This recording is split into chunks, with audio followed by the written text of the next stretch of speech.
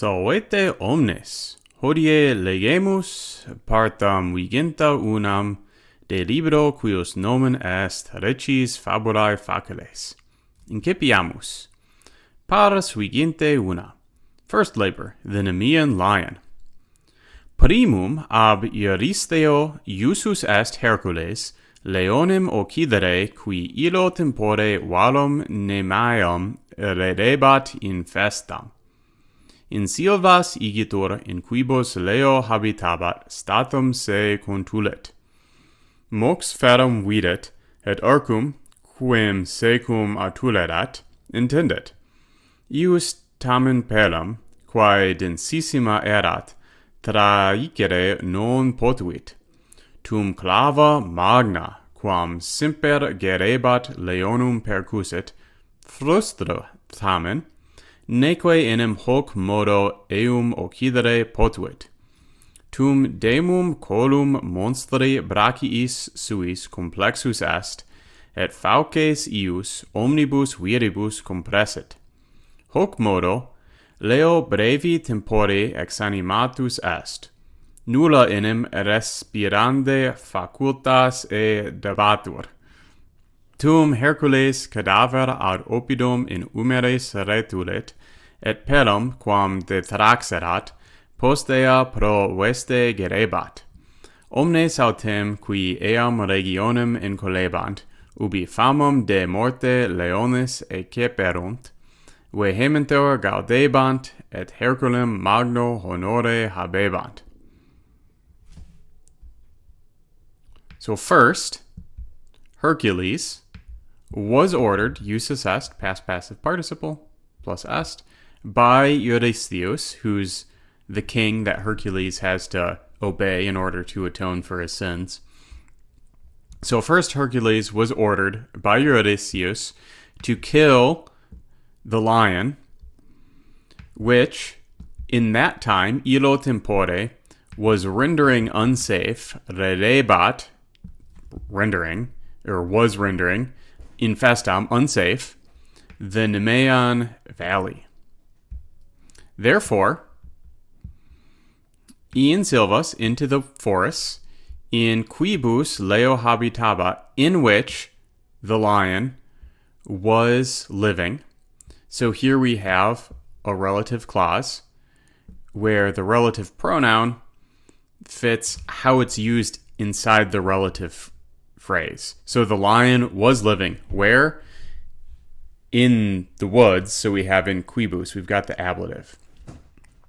So into the forests in which the lion was living, he right away carried himself or directed himself. Soon he saw the wild beast, mox, soon, videt feram, et arcum, and his bow, quim secum atulerat, which he had with him, intended, he stretched out, ius tamen pellam, but he was not, non potuit, he was not able to pierce, traicere, its pelt, ius pellam, quae densissima erat, which was very dense. So we've got the superlative there. If we look at these relative pronouns, we've got a relative clause here. This is the grammar concept they're doing in these sections. This one's in the accusative because he carried what? The bow. So it's in the accusative because quim goes to arcum. And here we've got the nominative because what sort of pelt? Well, the pelt was very dense. Then he hit the lion, percussit leonum, with a great club, which he always carried.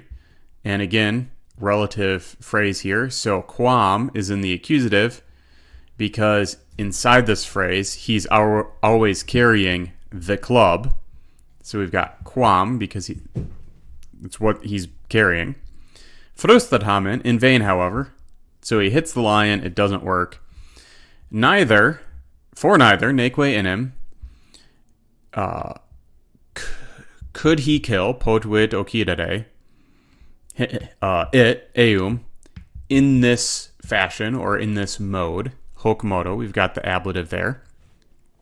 Tum demum, then finally, or then at length, demum, finally.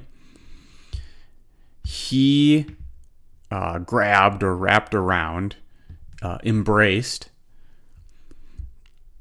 the neck of the monster, genitive there, with his arms, brachiis suis, at Faucus, and he compressed, or he squeezed, its neck, Fauces ius, with Allah's strength, omnibus viribus. So we've got a couple grammar things going on in that sentence that might need explanation. First off is complexus est. You're probably expecting me to say past passive participle plus est, but that's not actually the case here, because complector is what's called the deponent verb. So some verbs have the form of the passive endings, but they're actually an active voice. And their imperfect ones, the past tense here, is formed in the same way as the past passive participle plus s construction, except it has an active meaning instead of a passive meaning. So here, he embraced. So he embraced the neck of the monster with his arms, ablative, and he compressed its throat. So fauces is feminine third declension. So fauces in this case is in the accusative. And then omnibus viribus, you might see that and be like, with Allah's men. Well, remember, this comes from the irregular noun vis, so it's with all his strengths. Bene. Hoc modo leo brevi tempore ex animatus est. So in this way, hoc modo, in the ablative there, the lion was killed. So this is a past passive participle plus est, because ex animo is not a definite verb. In a short amount of time, brevi tempore, both of those are in the ablative. And now I get to a doozy of a sentence. Nulla enim resperandi facultas e dabatur. So no, nulla, opportunity, facultas. So facultas is feminine. So nulla is matching facultas. So no opportunity of breathing was given, dabatur, to it, the dative there. You might see, resperandi, what's going on with that? Well, we've got a little text note down here. This, in fact, is the gerund, and it's the genitive version of the gerund. So the way we're going to translate that into English is by saying of breathing, or for breathing. No opportunity of breathing, resperandi, was given, passive here, to it. Then Hercules returned, retulit, the body, cadaver, and that is a third declension neuter. So that's in the accusative. So we return the cadaver, the body, to the city on his shoulders in umeres. And note here, umeres is in the ablative. So in means like in or on. It's the location it's in. It doesn't mean into his shoulders like it would if this were in the accusative. And the pelt, which he had drawn off, so the traxerat is in the pluperfect tense. And note we've got another relative phrase here. So quam is modifying pelum. So, and the pelt, well, which pelt? The one he had drawn off. And in the case of just this highlighted sentence, the pelt would be in the accusative because it got drawn off. So that's why we used quam. Afterwards, he was wearing it as a vestment or as clothing, pro veste. Omnes autem, therefore everyone, omnes, who were living in that region. Another relative phrase. Qui here is the plural nominative, and it goes with incolebant.